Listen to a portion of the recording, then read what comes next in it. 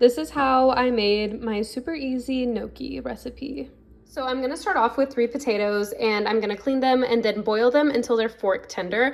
Everything that I've read has said to keep the skin on. We will try it that way, and maybe next time we'll try it the other way. Burner is on and we're gonna let the water start boiling while we clean the potatoes. Okay, it's been a little over 25 minutes, like almost 30, and it's at the point where I can put the knife through and it comes out.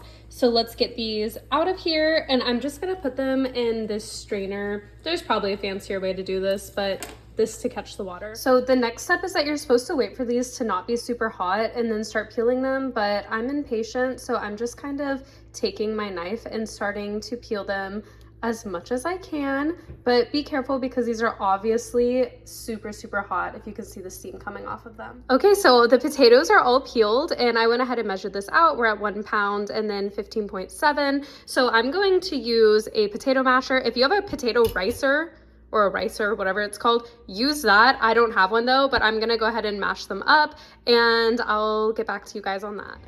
Okay, I feel like this isn't looking right, but this is what they look like right now, and I let them finish steaming to kind of get rid of any of the moisture. Now, the one thing I will say is that I peeled the potatoes, but I didn't necessarily take out all of the peelings. So see how that looks super like green? So maybe peel your potatoes better than mine, but I'm sure these will be just fine. Now I'm just gonna go ahead and add in an egg yolk and then mix this up. Now that that's all combined, I'm going to add 1 cup of flour, and this time I'm gonna knead on the counter until it becomes a dough. So I got it all rolled out or rolled into a dough ball, and now I'm gonna start rolling it out into tubes, and then I'm going to start cutting it. So I'll show it whenever it's in tube form. So once you get your dough rolled out like this, I'm using a bread scraper, but you can use a knife too, and then just going and cutting it like this, trying to keep them all even, but it also doesn't have to be exactly perfect.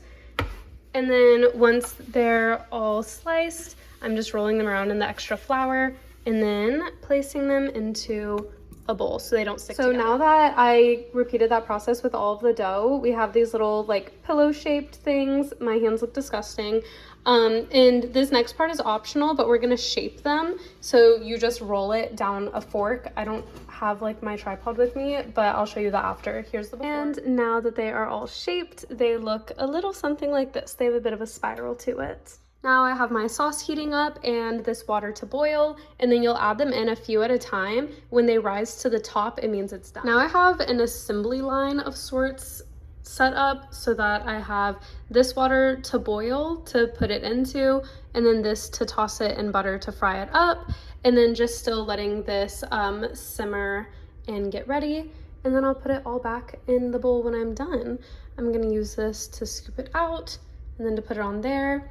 And then I'll grab another, or I guess I can use one of those to throw it into the bowl. Okay, I just dropped them into the pot, so I'll let you know about how long it takes for mine to rise up. So they take about 2 minutes to rise to the top, and then we put them in the butter to fry them up for like less than a minute. And now they're in the sauce, and this is what they look like.